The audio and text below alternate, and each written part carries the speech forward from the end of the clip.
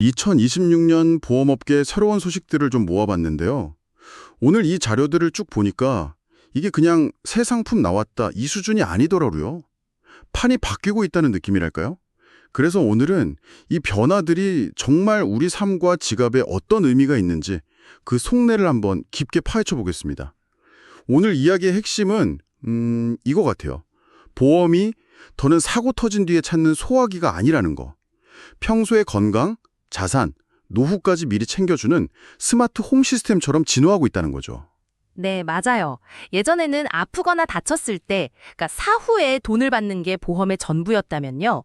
이제는 어떻게 하면 안 아플 수 있는지 사전 관리를 해주고 단순히 치료비를 대주는 걸 넘어서 삶의 질 자체를 높여주는 방향으로 가고 있어요. 오늘 살펴볼 자료들이 바로 그 증거들입니다. 좋습니다. 그럼 가장 먼저 우리에게 제일 직접적으로 와닿는 내 돈 이야기부터 시작해 볼까요? 새로운 상품 트렌드 중에서 여성의 삶을 굉장히 깊숙이 파고드는 보험이 등장한 게 가장 먼저 눈에 띄네요.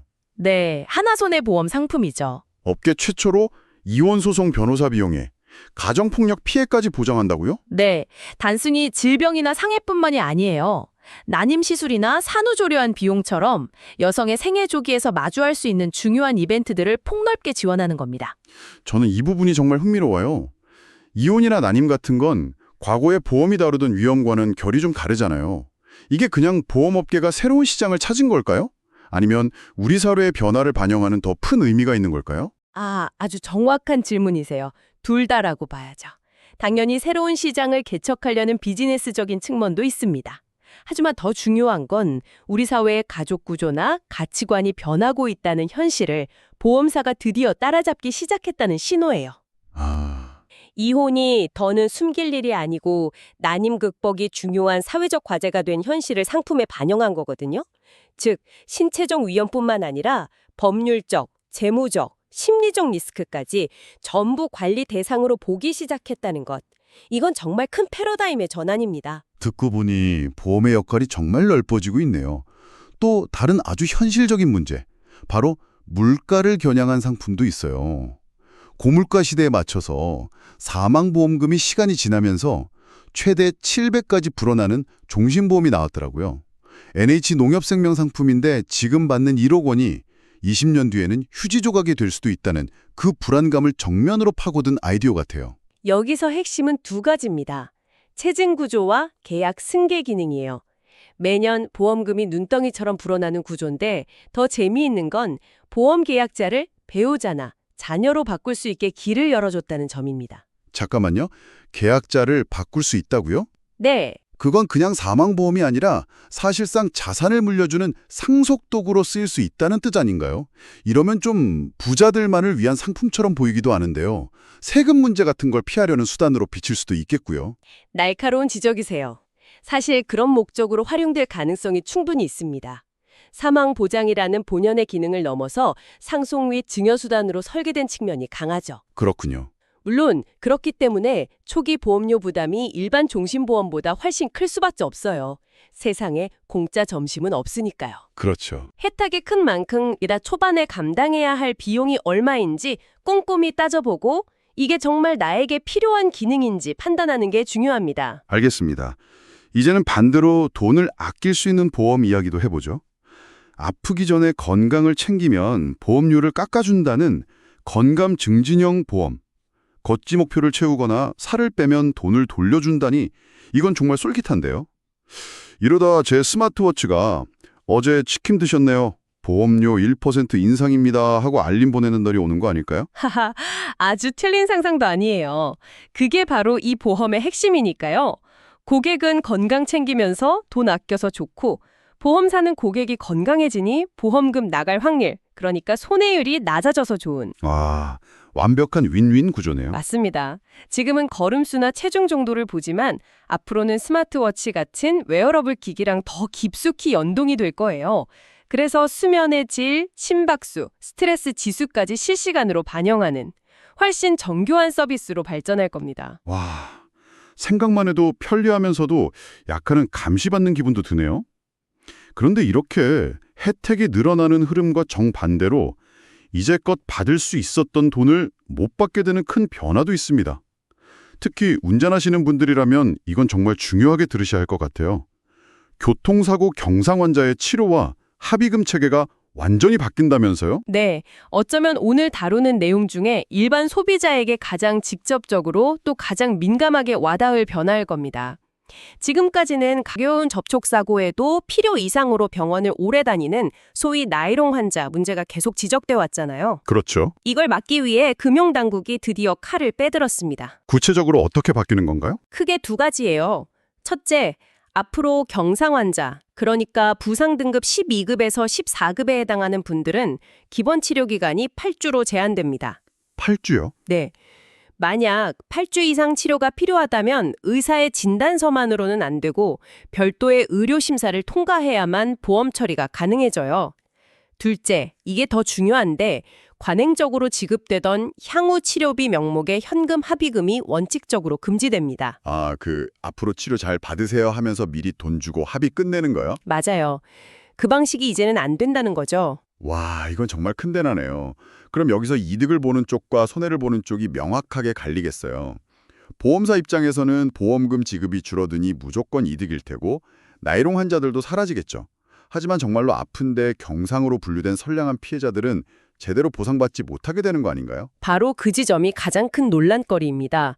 금융당국은 과잉진료를 막겠다는 명분이 있지만 특히 한의계에서는 환자의 치료받을 권리를 침해하는 거라며 삭발투쟁까지 하면서 강하게 반발하고 있어요. 그럴 만도 하네요. 실제로 사고 후유증은 나중에 나타나는 경우도 많은데 무조건 8주로 잘라버리는 게 맞냐는 거죠. 당분간 사고 처리 현장에서의 혼란은 피할 수 없을 겁니다. 제도의 원래 취지대로 선량한 피해자가 발생하지 않도록 정착되는 과정이 정말 중요해졌어요. 방금 교통사고 보상체계 변경이 금융당국, 즉 정부의 결정에 따른 거라고 하셨잖아요. 이렇게 개별 상품뿐만 아니라 더 큰 틀의 제도나 시장의 흐름이 우리에게 영향을 주는 경우가 많은 것 같아요. 그럼 자연스럽게 시야를 좀 더 넓혀서 2026년부터 달라지는 제도와 시장의 큰 흐름들을 짚어보면 좋겠습니다. 첫 번째 세션이 우리 지갑에 직접적인 영향을 주는 상품 이야기였다면 이제부터는 우리를 둘러싼 금융 환경이 어떻게 변하는지에 대한 이야기입니다. 네, 2026년부터 육아휴직을 하면 1년간 보험료 납입을 미뤄주는 제도가 시행된다고 해요. 아이 키우는 동안 소득이 줄어서 부담이 큰데 정말 반가운 소식이네요. 연금 소득세율도 4%에서 3%로 낮아지고요. 이건 저출산 고령화라는 우리 사회의 큰 숙제에 대응하기 위한 제도적 지원이 강화되는 흐름으로 봐야 해요. 그리고 또 하나 정말 주목해야 할 제도가 전기차 충전시설 배상 책임보험 의무화입니다. 아, 그거요? 네. 아파트 주차장이나 공용 충전소에서 불이 나거나 누가 감전이라도 되면 그 책임을 누가 질 거냐 이게 굉장히 애매했거든요. 이제 그 시설 관리 주체가 의무적으로 보험에 가입해야 하는 거죠. 전기차라는 새로운 기술이 가져온 새로운 위험에 사회가 대비하기 시작했다는 뜻입니다. 전기차는 빠르게 늘어나는데 안전제도를 거북이 걸음이라는 비판이 많았는데 드디어 첫 발을 떼는군요. 위반하면 과태료가 200만 원이라고 하니 관련 사업자들은 꼭 챙겨야겠네요. 네, 맞습니다. 연금 얘기가 나온 김에 요즘 은행들이 IRP, 개인형 퇴직연금 고객 유치 전쟁을 벌이고 있다는 자료도 흥미로워요. 연 최대 148만 원 세액공제 혜택을 내세우면서 현금성 경품까지 준다는데요. 이른바 머니무브 현상이죠. 작년부터 퇴직연금을 다른 금융사로 아주 쉽게 옮길 수 있게 되면서 수익률 경쟁에 불이 붙은 거예요. 여기서 청취자께서 딱 하나만 기억하셔야 한다면 연금은 수십 년을 내다보는 마라톤이라는 점입니다. 그럼 만약 제가 지금 저희 은행으로 IRP 옮기시면 현금 5만 원 드릴게요 라는 광고를 본다면 일단 의심부터 해야 한다는 말씀이시네요. 그 5만 원에 혹했다가 수십 년 동안 내야 할 펀드 운용 수수료가 더 비싸서 결국 손해볼 수도 있는 거니까요. 정확합니다. 바로 그거예요. 눈앞에 할 경품이나 단기 수익률 1, 2%에 흔들리기보다는 장기적인 안정성과 운용 철학, 그리고 나중에 내가 이 연금을 종신토록 받을 수 있는지 같은 수령 방법이 훨씬 더 중요합니다. 나무가 아니라 숲 전체를 봐야 하는 성품이죠. 안정성 하니까 딱 떠오르는 곳이 있어요. 바로 우체국입니다. 일반 은행은 예금자 보호 한도가 원금 이자 합쳐서 5천만 원인데 우체국은 국가가 전액 보장해준다는 점이 다시 주목받고 있대요. 네, 이건 금융시장의 불확실성이 커질 때 나타나는 아주 자연스러운 현상이에요. 여기서 우리가 생각해 볼 점은 우체국의 미래 역할입니다. 편지를 보내는 우편 기능은 점점 줄어들고 있지만 국가가 보증하는 안전자산 보관소라는 금융 기능은 오히려 더 중요해질 수 있다는 걸 보여주는 거죠. 정말 흥미로운데요. 그러니까 만약 제가 시장이 너무 불안해서 은행에 있는 5천만 원 이상 예금이 걱정된다면 그 초과분은 우체국에 두는 게 현존하는 가장 안전한 방법 중 하나라는 실질적인 조언이 될 수 있겠네요. 아날로그의 상징이었던 우체국이 디지털 시대의 금융 피난처가 된다는 게 참 아이러니합니다. 이런 시장의 불확실성은 결국 기업들이 미래에 대한 투자를 서두르게 만들죠. 특히 보험사들은 AI 같은 신기술이 새로운 세대의 등장에 어떻게 대응하느냐에 따라 생존이 갈릴 수밖에 없어요. 그렇군요. 그럼 시장의 불확실성이라는 키워드를 이어서 마지막으로 보험 산업 자체의 미래를 바꿀 게임 체인저들에 대한 이야기로 넘어가 보겠습니다. 역시 AI가 빠지지 않네요. 국내 32개 보험사가 보험금 심사, 영업사원 훈련 같은 곳에 AI를 본격 도입하고 있다고요. 네, AI는 업무 효율을 극적으로 높일 수 있는 기회인 동시에 규제와 신뢰라는 거대한 숙제를 던져주고 있어요.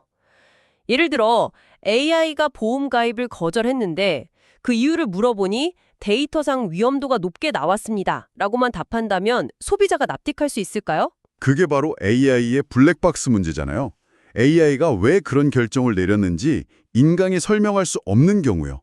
만약 AI의 예측이 틀려서 소비자에게 손해가 발생하면 그 책임은 또 누가 져야 하는지도 문제고요. 개발사, 보험사. 맞아요. 그래서 기술 발전 속도와 소비자 보호 장치 사이의 균형을 맞추는 게 앞으로 가장 중요한 과제가 될 겁니다. 기술이 아무리 발전해도 결국 그 기술을 사용하고 받아들이는 건 사람이니까요. 사람 이야기가 나와서 말인데 기술뿐만 아니라 현장의 사람도 바뀌고 있어요. 인맥과 발로 뛰는 영업이 중요했던 보험 현장에 디지털과 데이터 분석에 능한 MZ세대 설계사들이 대거 유입되고 있다는 소식입니다. 그리고 보험연구원에서 2026년 보험업계 핵심 과제로 ASAP를 제시했는데 이거 최대한 빨리라는 뜻인가요? 업계가 뭔가에 쫓기고 있다는 의미일까요? 하하, 그런 중의적인 의미도 노렸겠지만 사실은 4가지 키워드의 앞글자를 딴 거예요. AI, 지속가능성, 서스테이너블리티, 에이징, 그리고 생산적 금융입니다. 그런데 방금 말씀하신 MZ세대의 등장과 이 ASAP라는 키워드는 사실 하나의 이야기로 연결돼요. 그래요. 젊은 세대의 유입과 고령화 같은 키워드가 어떻게 연결되죠? ASAP에서 다른 모든 키워드를 관통하는 가장 중요한 축은 바로 고령화입니다. 미래의 보험은 단순히 사고가 났을 때 돈을 지급하는 역할에서 끝날 수 없어요. 그렇죠. 치매에 걸렸을 때를 대비한 신탁 상품이나 요양 서비스 연계처럼 고객의 노후 리스크 전반을 관리하는 생애 동반자로 진화해야 하죠. 즉, 고령화라는 거대한 문제를 풀어야 하는 상황인 거예요. 그리고 그 솔루션을 만드는데 디지털에 익숙한 MZ세대가 핵심적인 역할을 할 거라는 말씀이시군요. AI를 활용해서 고령화라는 문제를 푸는 주체가 바로 그들이라는 연결고리네요. 바로 그겁니다. 보험의 역할이 돈을 주는 것에서 삶을 관리해주는 것으로 바뀌고 있고 그 변화의 중심에 새로운 기술과 새로운 세대가 서 있는 거죠. 와, 오늘 이야기를 쭉 종합해보니 정말 보험이 우리 삶의 특정 사건에만 개입하는 걸 넘어서서 건강, 재산, 노후라는 전반적인 과정을 관리하는 파트너로 변신하고 있다는 게 명확하게 보이네요. 네, 오늘 다룬 모든 변화는 결국 보험의 서비스화라는 하나의 지점을 향하고 있어요. 단순히 상품을 파는 시대를 지나 고객의 삶에 필요한 맞춤형 서비스를 제공하는 쪽으로 산업의 무게중심이 완전히 이동하고 있는 겁니다. 그렇다면 마지막으로 당신께 이런 질문을 던져드리고 싶습니다. 만약 당신의 보험이 당신의 건강 데이터를 실시간으로 분석해서 앞으로 걸릴 수 있는 질병을 예측해주고 당신의 은퇴 계획에 맞춰 가장 적합한 금융 솔루션을 자동으로 추천해준다고 상상해보세요. 이렇게 나를 나보다 더 잘 아는 보험은 우리에게 더 없는 편리함일까요? 아니면 또 다른 형태의 정교한 감시일까요? 이 질문을 곱씹어 보면서 오늘 저희의 탐구를 마무리하겠습니다.